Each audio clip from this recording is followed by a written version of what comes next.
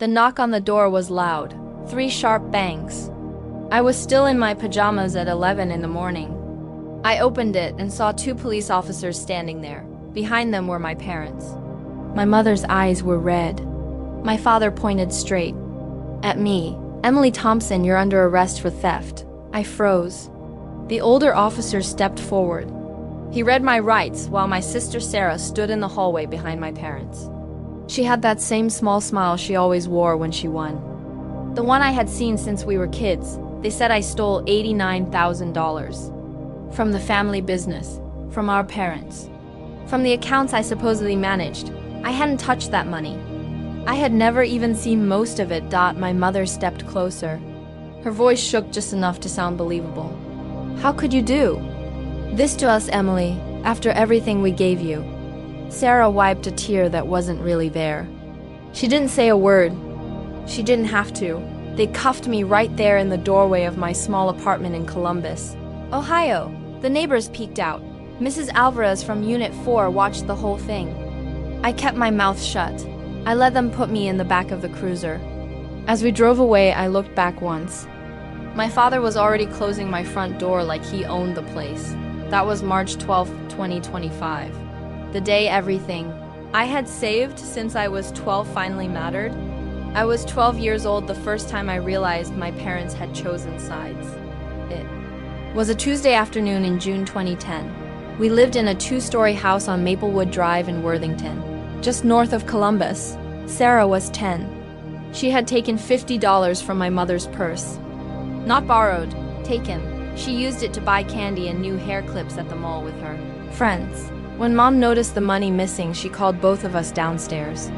Sarah looked at the floor and started crying before anyone asked a question. "Emily." "Made me do it," she whispered. She said she wanted the new clips too. I stood there holding my math homework. I hadn't left the house all day. My father didn't even ask me what happened. He just nodded once and told me to go to my room. No dinner, no explanation. Sarah got ice cream and a new pair of shoes. The next weekend, that night, I took an old yellow folder from my school supplies. I wrote the date on the front in black marker. June 15th, 2010. Then I wrote everything that happened. Exactly. Word for word. I slipped the folder under my mattress. I didn't know why I did it. I just knew I needed to remember. I didn't realize then that this folder would become my only proof. The favoritism never stopped. It only got smarter. By the time I was 14, Sarah had learned how to cry on command. She would break something expensive, blame me, then run to Dad with tears. He always believed her. Mom would sigh and say, "Sarah is more sensitive, Emily. You're stronger. You can handle it." I started working at 16. Weekend shifts at the local Kroger. I saved every paycheck. Sarah never worked. She got a new phone every year, new clothes, dance classes. My parents said the family business needed all hands on deck when I asked for help with college applications. The business was Thompson Accounting Services, small firm handling taxes for local shops. My father ran it. My mother did the books. At 17, I caught Sarah stealing from the business for the first time. It was only $300 then. She had taken cash payments from clients and pocketed them. I found the missing receipts in her room. When I showed my father, he looked at the papers for 10 seconds, then handed them back to me. "Sarah is going through a phase," he said. "Don't make this a big deal, Emily. Family sticks together." He made me shred the receipts. I kept copies. I put them in the yellow folder that night. Page 2. Dated April 3rd, 2015. High school graduation came in 2015. I graduated with honors. Sarah barely passed. My parents threw her a huge party at the house. They gave me a $100 gift card and told me to be happy for your sister. I smiled. For the photos. Then I went upstairs and added another note to the folder. June 12, 2015. Graduation. Sarah received $2,000 cash gift. I received nothing. The folder was already 20 pages thick. I moved out at 19. Got my own tiny apartment near Ohio State. I worked full-time and took night classes for accounting. My parents called only when they needed me to watch the house or help with taxes during busy season. Sarah stayed home. She partied. She posted pictures from vacations my parents paid for. I kept working. Every time something went missing, I wrote it down. Every lie. Every time they covered for her. Every time they blamed me. The folder grew. By 2020, it had its own locked box in my closet. I scanned every page and kept digital backups on an encrypted drive. I told myself I was being paranoid. But I never stopped. In 2022, my parents made it official. They brought Sarah into the family business full-time. She had no qualifications, no degree. She handled client relations. I was still doing freelance bookkeeping for other small companies. One evening, my mother called me crying. Sarah had wrecked her car again. They needed $3,000 to cover the deductible. I sent it. 2 weeks later, Sarah posted photos from a trip to Chicago. New designer bag. Same smile. I added it to the folder. Page after page. Then came 2024. The big one. My father expanded the business. He took out a line of credit. Almost $200,000. Sarah was given full access to the accounts because, in his words, she's family and we trust her. I warned them, quietly, in an email. My father replied with one line, "Stay out of family matters, Emily."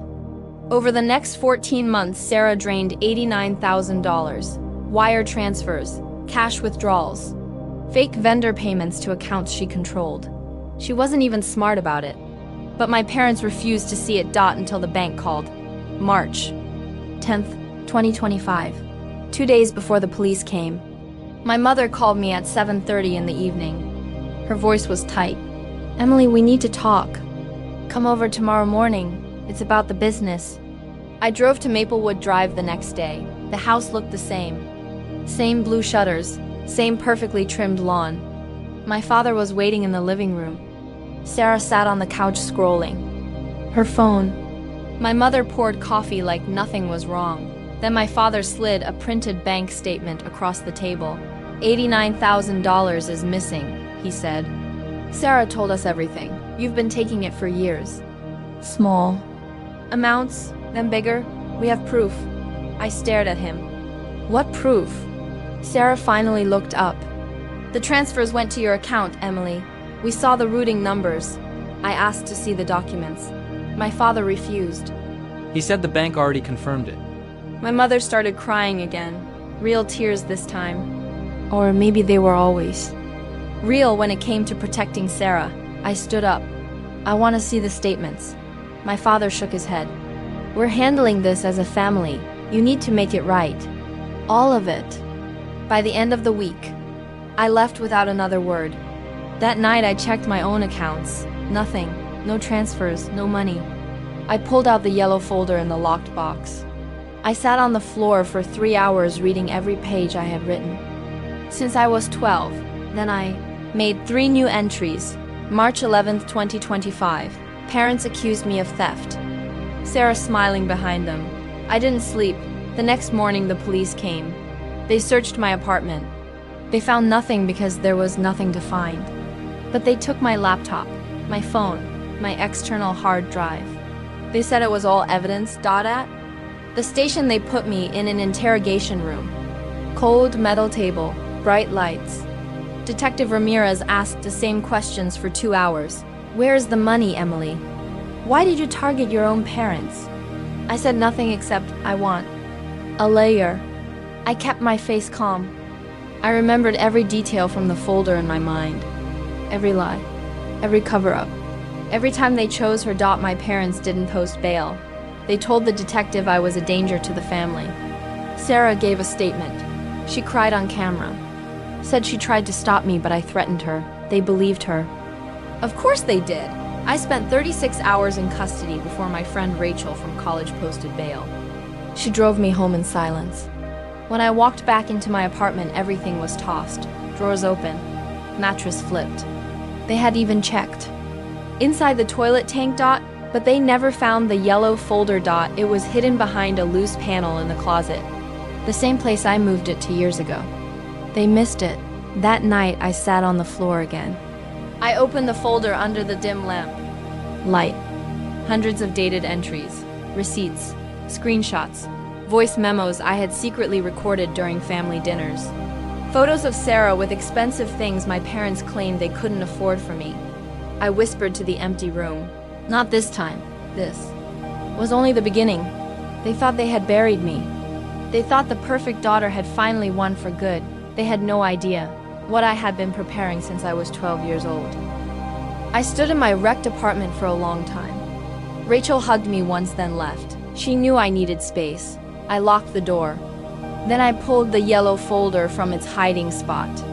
I spread every page across the living room floor. Hundreds of entries. Dates.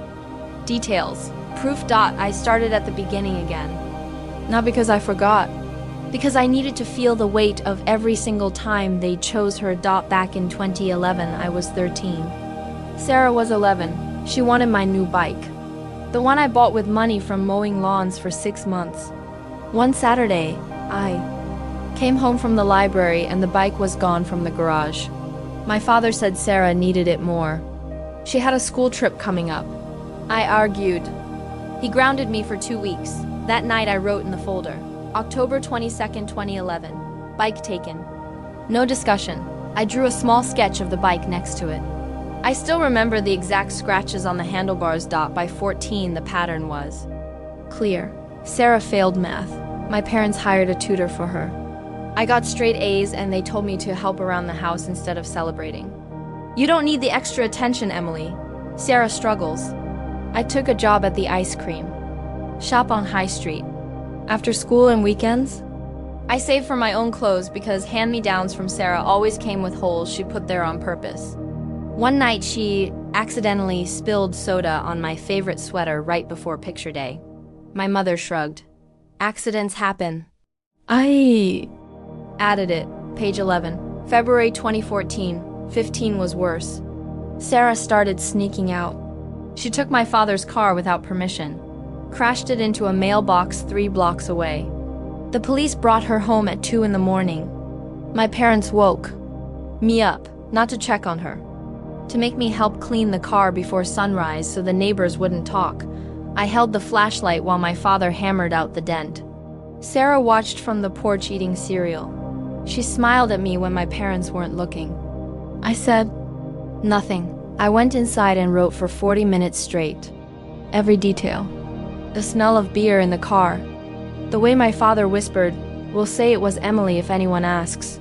They never said it, but the threat hung there. That entry took 2 full pages. I dated it March 28, 2015. After high school, I thought distance would help. I moved out. But they pulled me back every few months. Family meeting. Emergency at the business. Always the same. Sarah had messed up again. Credit card debt. A bounced check at the mall. A fight with a friend that turned into police involvement. Each time my parents asked me to fix it. Quietly. With my own money or my time. In 2017, Sarah got caught shoplifting at the Easton Mall. Designer sunglasses. My mother called me crying. "Your sister is scared. Talk to the store manager. You're good with words." I drove 40 minutes. I paid for the glasses out of my grocery budget. The manager dropped the charges after I explained it was a family situation. Sarah never thanked me. She posted a new selfie wearing those same sunglasses 2 days later. Folder entry. July 14, 2017. Paid $189. Sarah smiled in the parking lot. The business grew in 2019. Thompson Accounting Services moved to a bigger office on Bethel Road. My father offered Sarah a full-time position first. She lasted 3 months before missing too many days.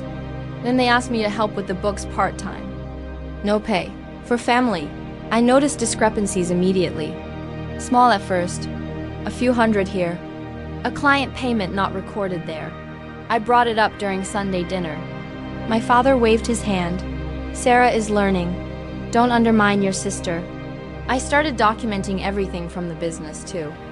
Copies of reports, email chains, screenshots of bank apps when Sarah left her laptop open. I never told them I was keeping records. I just did it. By 2021, the folder had its own system. Color-coded tabs, red for money, blue for lies, green for times they tried to turn me against other relatives. Then came the real turning point. Late 2022. My parents decided to retire slowly. They signed over more control to Sarah. I was brought in to advise. One afternoon, I found Sarah in the office alone, transferring money to a personal Venmo, $1,200 labeled as client refund. The client never got it. I took a photo with my phone, quietly, from the doorway. She didn't see me. That night, I added voice memo number 17. I described her exact expression. The way her shoulders relaxed after the transfer went through. How she checked her own account balance right after and smiled. I knew then, this wasn't a phase. This was who she was. And my parents would always protect her. 2023 brought bigger problems. Sarah started dating a guy named Derek. He had big ideas. Investments. My parents gave her access to the line of credit. I found out when a vendor called me directly asking why their payment was 3 weeks late. I checked the accounts. Over $20,000 already gone. Fun spending, restaurants, hotels, shopping sprees in Chicago. I drove to the house unannounced. My father was in his study. I showed him the vendor email. He looked tired. Sarah said you've been questioning her a lot lately, making her feel insecure. I stared at him. Dad, the money is missing. He closed his laptop. We trust Sarah. Maybe you should focus on your own life. You're almost 30 and still single. Maybe that's why you're so focused on tearing your sister down. I left without arguing. I sat in my car for 20 minutes. Then I drove home and added the longest entry yet, 8 pages.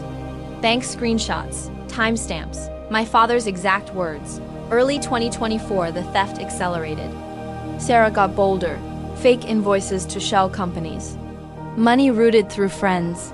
My mother started covering small things too. Sarah needs a fresh start. They increased the line of credit again. Another $50,000 available.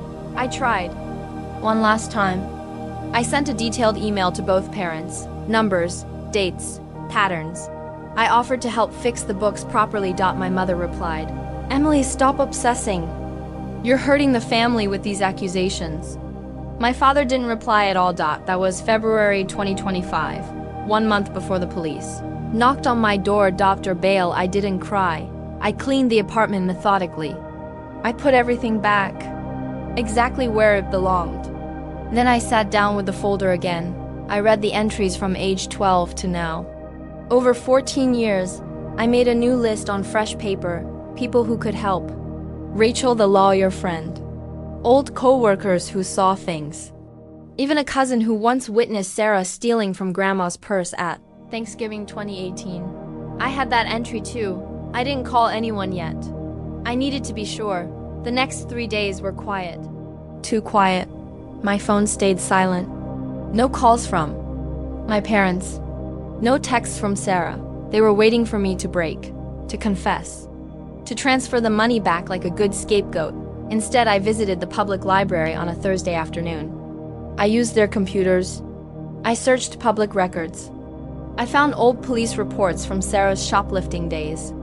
I printed them, added to the folder. I met Rachel for coffee on Friday. She listened without interrupting. When I showed her the first 20 pages, she put her cup down slowly. Emily, this is insane, but it's also organized, scary organized.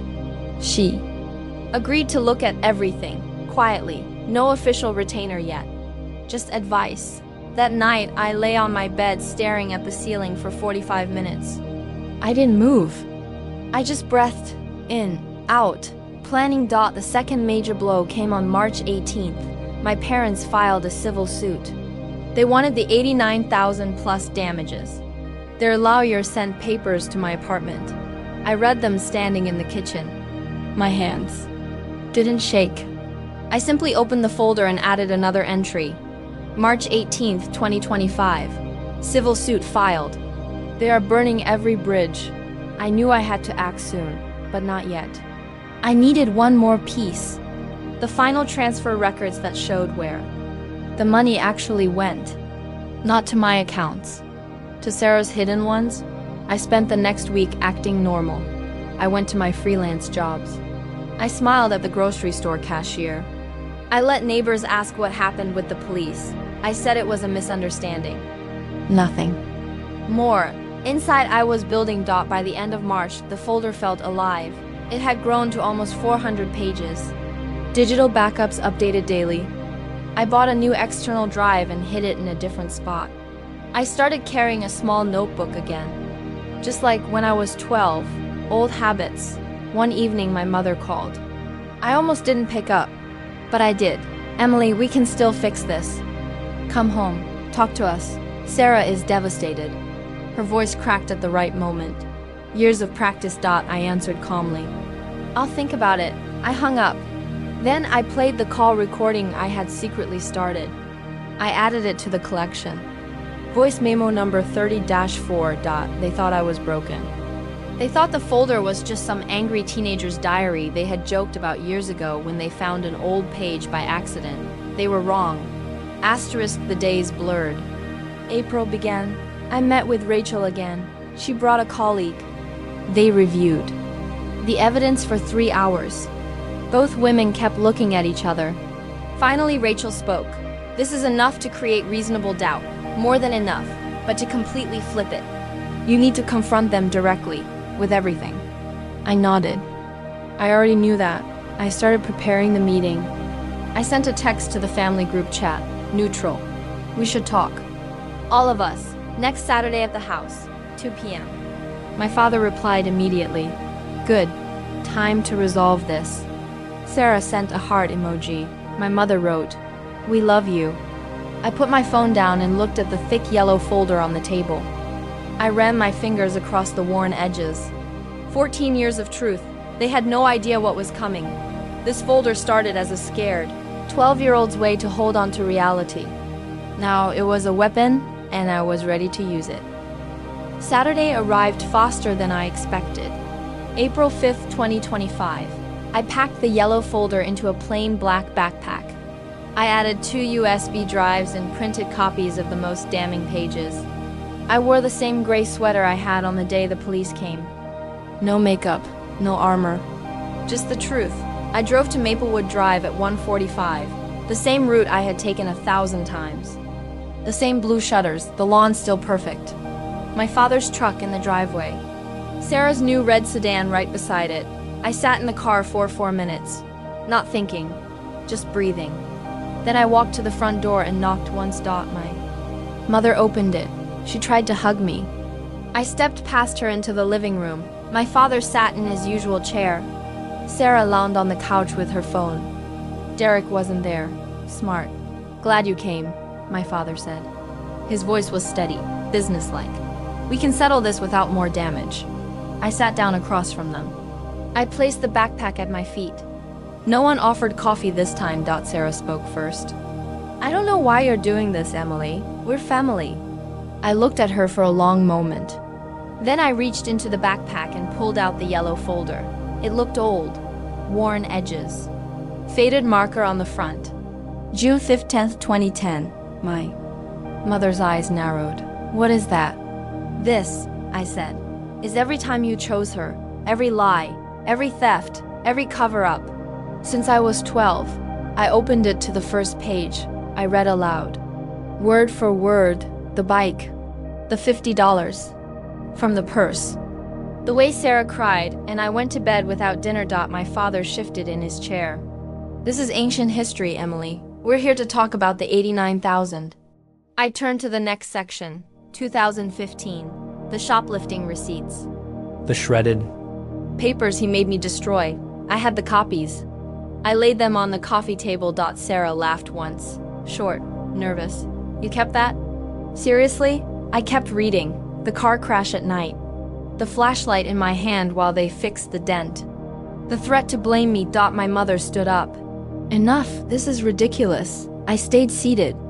I pulled out the 2017 shoplifting report from Easton Mall, the one I paid for. The sunglasses she wore in the selfie 2 days later. I placed the printed photo next to the police report.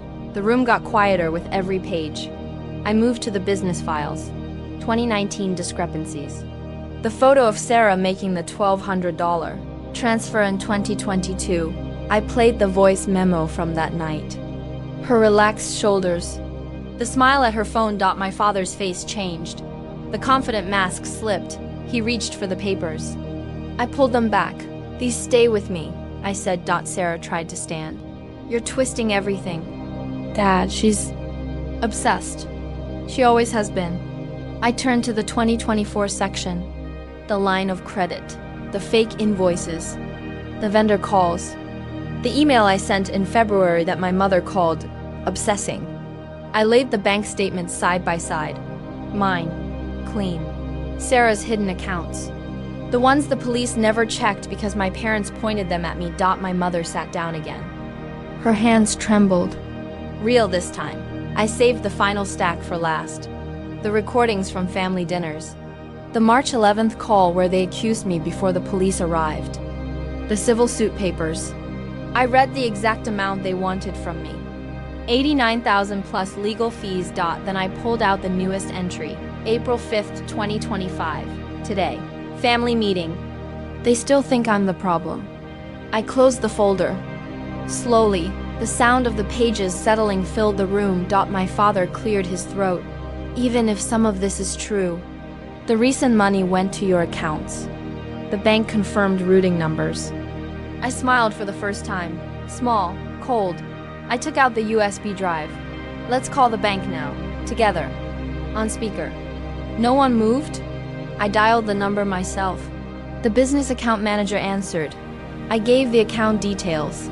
I asked for the last 30 days of transfers. Speaker on. The manager read them aloud. Every single one.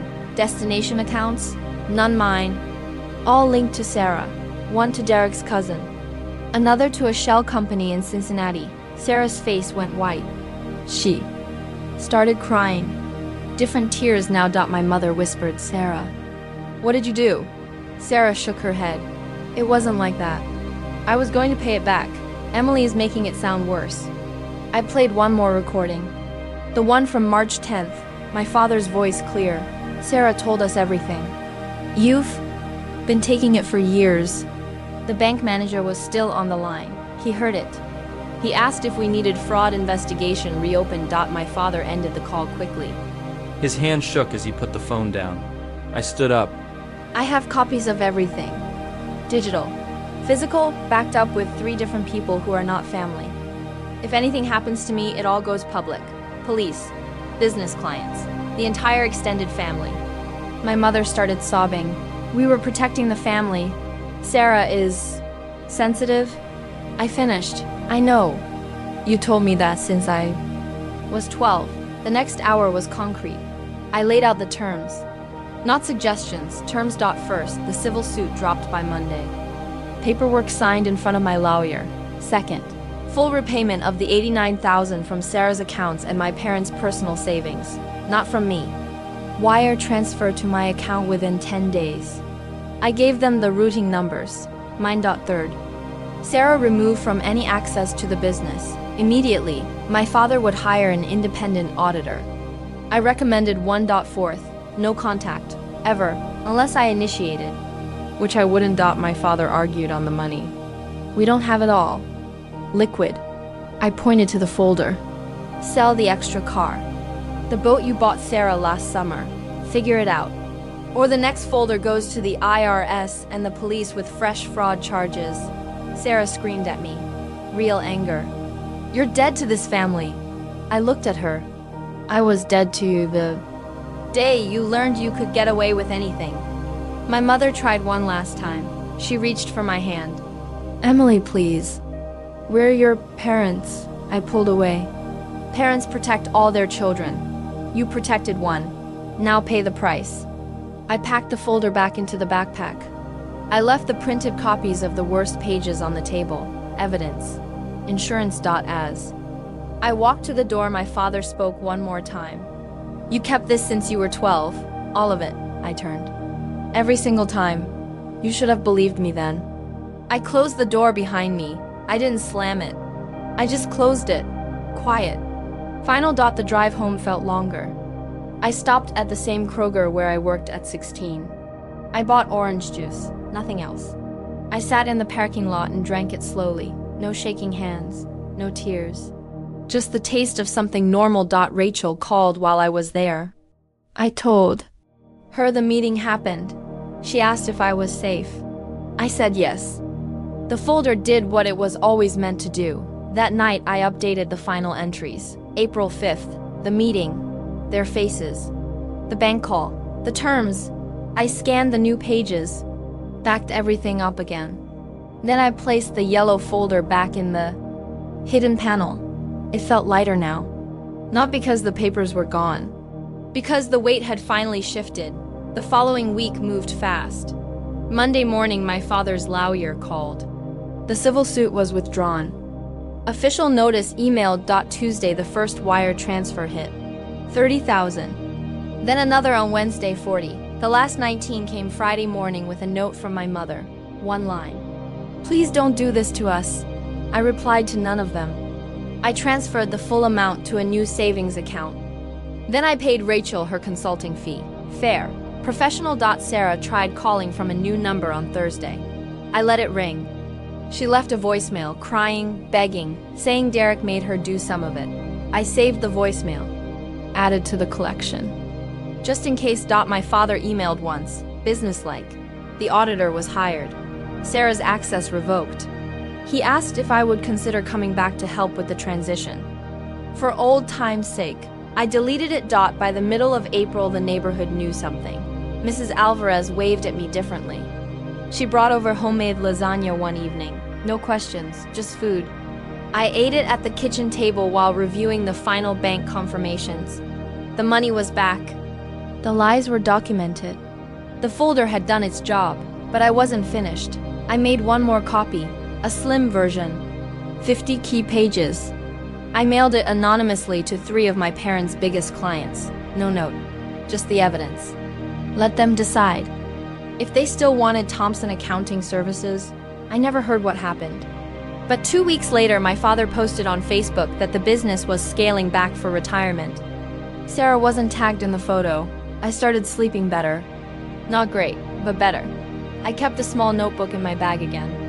Old habit, but now I wrote different things. Grocery lists. Ideas for my own bookkeeping firm. Plans that didn't include family. One evening in late April, I drove past the old house on Maplewood Drive. The red sedan was gone. The boat trailer empty. Lights on in the living room, but no movement. I didn't stop. I kept driving. The folder stayed hidden. But I knew exactly where it was. And what it meant. It wasn't just proof anymore. It was the reason I survived them. The silence after the door closed lasted exactly 9 days. Then it broke. On April 14th, my phone rang at 6:17 a.m. unnumber. I let it go to voicemail. The message was from my father. His voice was low, almost whispering. Emily, the auditor, found more. Sarah says you helped set up the shell companies. We're going back to the police unless you return $30,000 as a good faith payment. Call me. I played it twice. Then I saved it as voice memo number 37. I opened the yellow folder and added the new entry with the exact time and wording. I didn't panic. I made coffee, black, strong. I drank it standing at the kitchen window watching the sun come up over the apartment complex. They couldn't let go. That same morning I drove to Rachel's office. She listened to the voicemail with headphones. Her face stayed professional, but her pen tapped faster on the desk. This is retaliation, she said. We document it, we don't pay a cent. She drafted a formal letter that afternoon. Cease and desist. Reference to the withdrawn civil suit. Copies of the bank confirmations showing every transfer. She sent it to my father's lawyer by 3 p.m. I paid her another $1,500 from the returned money. Clean transaction.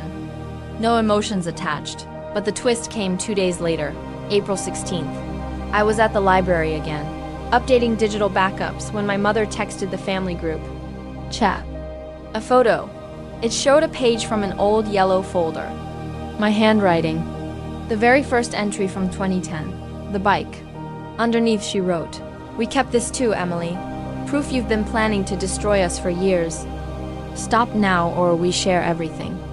I stared at the screen for a full minute. Then I laughed once. Short, sharp, They had found one old page years ago, but never the whole thing. Now they were trying to use it against me. I replied with a single message, no words. Just a photo of the full folder on my table, 400 pages thick. Next to it, the printed cease and desist letter time-stamped. I added, share it. I have 14 years. You have 1 page. The chat went silent again, but Sarah didn't stop. On April 19th, she showed up at my apartment building. I saw her through the window, red sedan parked crooked. She was talking to Mrs. Alvarez, gesturing wildly toward my unit. I grabbed my phone and started recording from the living room before. I even went downstairs. I opened the door just as Mrs. Alvarez walked away. Sarah's eyes were puffy. You ruined everything. Derek left me. The business is collapsing. Mom and Dad won't even look at me. I stood in the doorway. No invitation inside. The money is back where it belongs. The rest is your problem. She stepped closer. Give me 20,000 just to get back on my feet. I'll disappear. You win. I looked at her the way I looked at the folder pages. Cold facts. No. She tried to push past me into the apartment. I blocked her. My voice stayed even. Touch me and this recording goes straight to the detective who handled the original case, along with everything else. Sarah froze. For the first time in our lives, she looked small.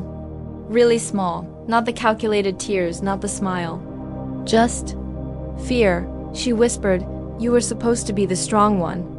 You were supposed to take it. I closed the door slowly. I didn't say anything else. I heard her kick the wall once in the hallway, then her footsteps faded. I added the encounter to the folder that night. April 19th, 2025. Attempted entry. Request for 20,000. Exact words. The real final blow came from an unexpected place. April 22nd, my father called the auditor himself and asked for a full report. The auditor, a woman named Carla Reyes, was thorough. She found not only Sarah's thefts but also my father's own questionable deductions over the past 8 years. Nearly 40,000 in personal expenses labeled as business. My mother had signed some of them. Carla emailed all parties the summary, including me because I was still listed as a past consultant on old records. I read the report at 10:30 p.m., then I printed the relevant sections and added them to a new section in the folder labeled Final Records. I didn't use it immediately. I waited. On April 25th, my parents called a family layer meeting. They invited me through a formal email. I went. Rachel came with me. This time the house felt different. The living room smelled like stale coffee. Sarah wasn't there. My mother's eyes were sunken. My father looked 10 years older. The lawyer started talking about mutual protection. They wanted me to sign an NDA about the entire situation. In exchange, they would drop any remaining threats. I placed a fresh copy of the auditor's report on the table. The pages about my father's deductions were highlighted in yellow. I said, I'll sign nothing. But I will walk away completely if the business pays its taxes properly and Sarah stays away from any financial role, forever. My father stared at the highlighted lines. His mouth opened once, then closed. My mother whispered, we never meant for it to go this far. I stood up. You meant every single time you chose her, from the bike to the 89,000. The folder proves it. Rachel slid the final agreement across the table. A simple notarized statement. No contact. Full financial separation. Acknowledgement that all stolen funds were returned. My father signed first, then my mother. Their hands shook. I didn't sign anything. I just took the copy and left. 2 weeks later, Thompson Accounting Services posted a public notice. Closed for family health reasons. Clients referred to Reyes. Accounting group, Carla Reyes, the same auditor. I smiled when I saw it. Sarah moved to Cincinnati. I heard through a cousin who still texted me occasionally. She got a job at a retail store. No more access to big money. Derek never came back. My parents sold the boat, the red sedan. They downsized to a smaller house in Westerville. I drove past once at dusk. No lights on the second floor where my old room used to be. I never contacted them again. By the middle of May, I opened my own bookkeeping firm. Thompson was tainted, so I named it Clear Ledger Solutions. First client was Mrs. Alvarez. She paid in lasagna and cash. Then 3 more small businesses from the old neighborhood who had seen the quiet fallout. The yellow folder stayed in the hidden panel. I added one final entry on June 1st, 2025. Folder complete. Justice delivered, not for revenge, for truth. I closed it and didn't open it again for months. Some nights I still sit at the kitchen table with the small notebook. I write plans. Now, not evidence, future dates, client meetings, a possible trip to the mountains in Colorado. Things the 12-year-old version of me could never imagine. The strongest twist came in early June. A letter arrived in my mailbox. No return address. Inside was a single page from my mother's handwriting. We were wrong, not about everything, but about you. I'm sorry. I read it 3 times. Then I placed it inside the very back of the yellow folder, not as proof. As a closing note, I didn't reply. Some doors stay closed. Today, the folder is still there. A record of survival. A reminder that quiet documentation beats loud screaming every single time. I built a life they couldn't take. Not because I was stronger. Because I remembered, if you're watching this and you have your own folder, your own box of truth hidden somewhere, start adding to it today. Dates, details, proof. You never know when it will become the only thing that saves you. What is the one thing your family tried to erase about you that you refused to let go of? Tell me in the comments the specific incident. The exact moment you started keeping your own record. I read every single comment. Everyone.